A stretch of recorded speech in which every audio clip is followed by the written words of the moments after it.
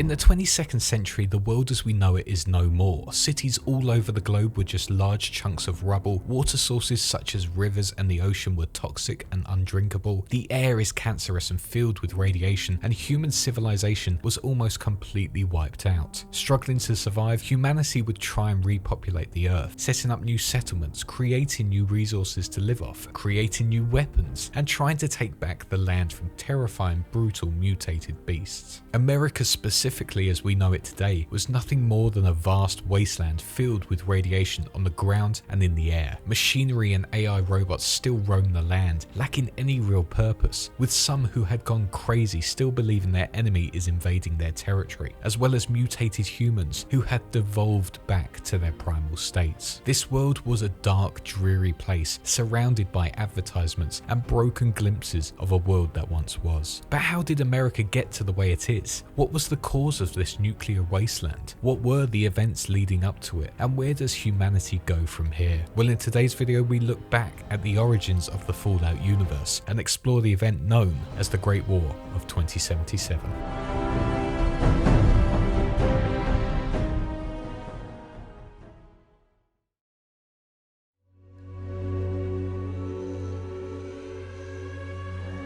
The origin of the Fallout universe is not too dissimilar to our real universe. In fact, saying that, up until 1945, the Fallout universe runs in parallel with ours, with only a few notable changes. Humanity's thirst for war had always been something that defined our time on this planet. Over the thousands of years humanity have been living on this planet, we had fought one another over land and resources, most of the time just to prove that our army was better than the others. By 1917, the world was involved in one of the biggest wars humanity had ever seen, with almost all of the countries of the world fighting one another. During that same time, the Russian Revolution saw an introduction to a new government never seen in modern politics before, with the Bolsheviks brutally overthrowing the Tsar and his royal family. After the war ended in 1918, tension never died down, and within the space of less than 20 years, the world was back fighting once again, this time fighting back a fascist regime who wanted the world and its countries to have society the way it saw fit. After a horrific unexpected attack within Pearl Harbor, the United States entered the war again, bringing all of its resources to the fight, but also facing Japan, a terrifying foe that had only recently revealed itself as a true fighting force to the rest of the world. But in 1945, some of the most intellectually minded individuals the world had ever seen had worked on a piece of weaponry that would change the world forever. Here they created the most destructive device ever constructed, the nuclear bomb. After tests had been conducted and after Japan refused to surrender despite the downfall of the Nazi army within Europe, Africa and the Middle East, the United States dropped 2 nuclear bombs on Hiroshima and Nagasaki, wiping out 200,000 soldiers, civilians and prisoners of war, forcing Japan to surrender. The war was over, and this was where the divergence occurred from their universe to ours. America within the late 1940s to 1950s looked the same within our universe and theirs. Its focus was on a world of tomorrow aesthetic, and its ideals were labelled as those of American exceptionalism and the supposed American dream, basically meaning the citizens of America believed it to be the best in the world and no one else could compete against them, and wouldn't accept any other culture over their own. After the 1950s, however, the society within the Fallout universe kept the design, aesthetic and mindset of the post-war years. American society kept developing with that world of tomorrow design in mind, utilising atomic power that they had discovered from the nuclear bomb of 1945 in almost all of their creations. Television wasn't nearly a focus for them, and instead radio was the main source of entertainment. Magazines were still massively popular amongst kids and teenagers, and when it came to music, the sounds of the 1940s and 50s was still the in thing all the way up to the year of 2077, with early Elvis Presley, Billie Holiday and Ella Fitzgerald being staples within households, and even newer recordings by artists recorded onto holotapes were the sound of the 1940s and 50s again. During America's golden days of living in a perfect American dream world, on the other side of the globe the USSR was still around. However, within this timeline their influence was never that great, and it was dwindling throughout the decades, and another political party was becoming becoming more of a threat to the American ideal. This was the People's Republic of China, a country quickly growing in resources, and their idea of communism was more of a threat than that of the USSR's. During this time, the United States of America did not form into the 50 states we know it as, and instead formed a union of 13 Commonwealth states, changing their flag and forming a new identity. Countries around the world continued to rebuild after the Second World War, creating futuristic technology. Cars donned a very sleek 50s design. Households were helped run by floating robots known as Mr. Handy, who were able to cook, clean, and care for household members. It was a perfect time to be alive for the citizens of the USA. It looked like a perfect world, the ultimate American dream, and a vision into what we in this universe saw as the world of tomorrow was a reality for humanity. But this golden age would soon start to fall dramatically moving into the 21st century, causing international tension that would eventually lead to the downfall of humanity as we know it.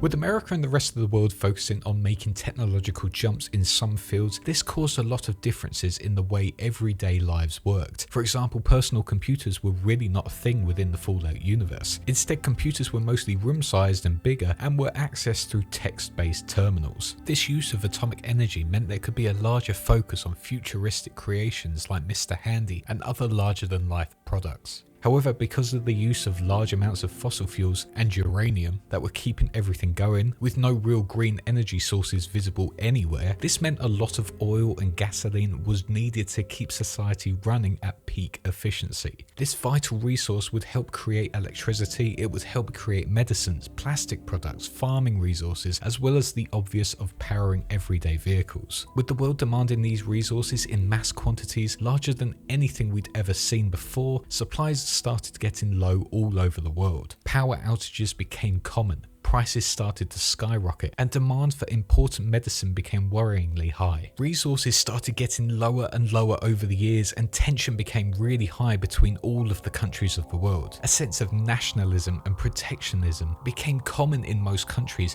as they felt they deserved that precious resource more than anyone else. In 2051, resources in America were at an all-time low and the government became desperate. Because of this, America took immediate action and invaded the recently politically weakened Mexico. The reason for this invasion was stated by the government as being because of pollution scares and national security, but really it was to utilize the oil fields within Mexico. This invasion meant that the United States had gone against the ruling of the United Nations, and because of it, the UN appeared weak, revealing to other countries that they were not in a position to do anything about the crisis. This invasion of Mexico did nothing for America, however, as revealed in a 2052 documentary which displayed the oil fields in Texas being completely abandoned with no oil being drilled whatsoever, leading to speculation that America's resource situation was worse than they had imagined. This invasion and then panic over resources and essential power now triggered what was labelled as the Resource Wars. Quickly following the American invasion of Mexico, the European Commonwealth, a larger version of the EU now, followed suit and went to invade the Middle East to take over its oil fields and grab their resources for themselves. The Euro-Middle Eastern War started in April 2052 and went on for years. This war saw countless deaths, saw a huge increase in crude oil prices all over the planet, and because of it bankrupted hundreds of smaller countries, ruining the communities within them. The war in the Middle East got so desperate that nuclear weapons were exchanged between the warring factions. This caused panic for the other countries located within Asia and the American countries. From this, the American government initiated a program called Project Safehouse, a program that created 122 nuclear bunkers known as underground vaults all over the Commonwealth states of America to keep certain selected individuals safe in case of any nuclear warfare that happened within America. Whilst looking like a program that would save the American people, it was in fact a much darker program used to experiment on the inhabitants put into it, but that's a topic for another day. By 2060, the Middle Eastern countries were no more. The nuclear war had wiped them out along with all of their resources. The European Commonwealth returned back to their countries but continued to fight amongst themselves over the tiny amount of resources they had acquired from the war. Europe was pretty much gone. The Middle East was gone. Smaller nations were ruined by the greed of bigger nations, and the only remaining countries were the biggest superpowers, mainly America and China. But the war in the Middle East did nothing to tone down the situation.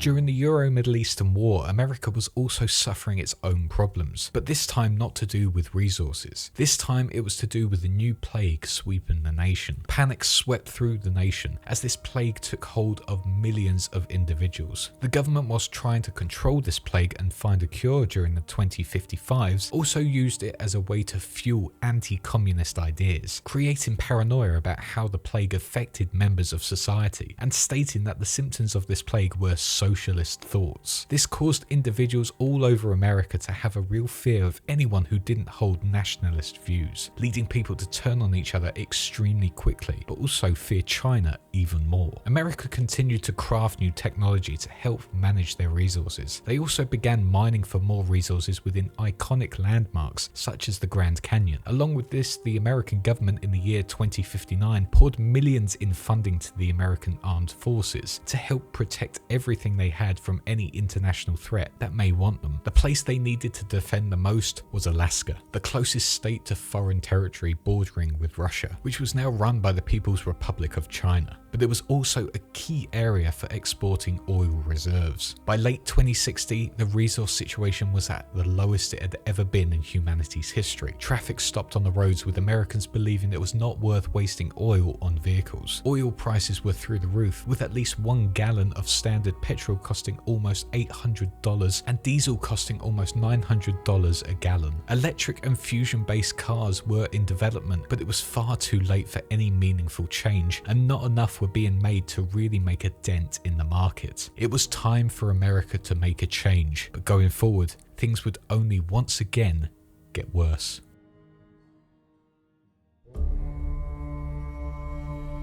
As oil reserves were quickly drying out, America and the other countries had to find an alternative to keep society from running out. But they also had to work on protecting their land and what little resources they had. Whilst creating a new form of weapon and armor called power armor, America found their solution to all of their problems. Whilst in the development of making their new armor called the power armor for their military, they created a resource called the nuclear fission, a perfect alternative that could help power anything from cars to city lights and allow medicine to be made in laboratories once again. America was thrilled by this discovery and announced it to the world, but also stated that because of this new discovery, it would stop all exports of fossil fuels and other oil reserves. This angered China, as they depended on America for their oil, and without it, they could collapse like the other countries surrounding them. China would not take this lightheartedly, and instead of accepting their collapse as America carried on thriving from this new power source of the nuclear fission, China went full attack mode and decided the only way they were going to survive was to invade America through Alaska and take their resources for themselves. China's risk paid off. They hit America hard and fast, and the American army had to pull out of Alaska and let China have their oil reserves there. America needed to hit back though, but Canada refused to accept American forces crossing over into their border. But eventually Canada had to back down, and America were able to bring their forces in, forcing Canada to become almost Little America. The Chinese forces were hard to counter, however, so the American government forced the military to bring in their newly researched power armor, and in 2067 the first set of T-45 power armor entered the battle and was seen as revolutionary for the American armed forces, allowing them to take more damage as well as equip heavier weapons to deal more damage. However, power armor didn't dramatically change the war, and instead both forces faced more of a war of attrition, tending to trench warfare as one couldn't better the other one. During that time, Canada rebelled, but America had none of it and forced them to be absorbed by the American military, leading to Canada becoming another state of America. The war wages into the 2070s, and China started bringing in horrific biological warfare weapons to counter America. But the American government were quick to hit back and started researching their own biological weapons, eventually creating a mutagen called the forced evolutionary virus. The virus would go on to mutate hundreds of humans into what we now know as super mutants, as well as other creatures of the wastelands of America. The American armed forces also started using their nuclear fission to create new weapons such as laser rifles and pistols, as well as machinery like the Robo-Brain and the Assaultrons to fight back against the Chinese forces with big effect. But America decided it needed to up its war effort and took things to China itself, invading their home, utilizing all their new weapons and strength. but this was not helping the cause. Instead, it was using too many resources and wasn't changing the fate of this war. Instead, it was just adding more and more casualties to the list, as well as making it seem like the war was never going to end for the people back home. In 2076, the T-51 power armor was created, and this was a turning point for the war as it devastated the Chinese forces. But this was not the only war America was now facing. Back home, domestic troubles were spreading. Riots were happening all over as citizens struggled to find food. And within West Virginia, farmers were furious as their labor jobs were being replaced by machinery, leading families to starve. To solve these problems, the US government ordered a state of martial law, turning America into a facto dictatorship. By 2077, during what was labelled as the Great War of 2077, America had lost control. It was winning ground within Asia, but at a massive resource and human cost. It could not control riots in its mainland. Its soldiers were suffering psychological problems, and desertions were becoming common, especially those assigned to the riots back home. In March of that year, the president of the country abandoned the White House and escaped to safety within San Francisco and created, along with other key members of parliament, the faction known as the Enclave. Riots continued to flare up in the Commonwealth states of America, and there was little anyone could do. As America took control of the resource war, it pushed up into Beijing to end things once and for all. But China did not want this to be their end, and the only way out of it was the nuclear option. And on the 23rd of October 2077, China sent all of its nuclear bombs all over America, detonating them and annihilating all who lived on the surface. Nuclear blasts had ended the war, but also most of humanity as well. The radiation, along with the biological weapons used within the war, would turn the animals and humans of the surface into hate-filled creatures and deadly mutated beasts. But some humans on the surface survived, venturing around looking for anything to keep them alive, setting up settlements to allow them to live and try and rebuild the world around them. As well as that, some who entered the vaults prior to the Great War of 2077 were able to continue living as a society. Some were able to venture out to the surface when it was seen as safe to rebuild society again. But one thing that was learnt throughout this whole thing was that it doesn't matter what happens around the world. If there are humans on the surface, there will always be a need for resources, which will lead to greed and desperation, eventually leading to war. And with that, a phrase was born. That was that war never changes.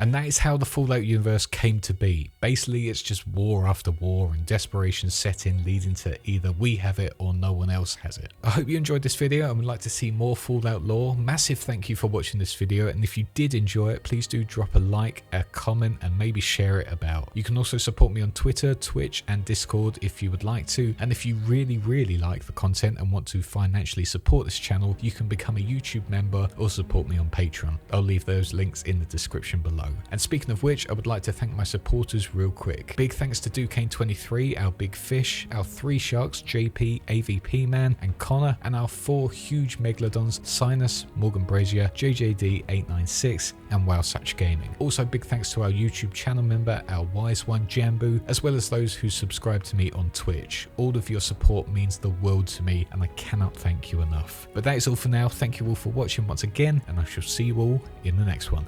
Cheers.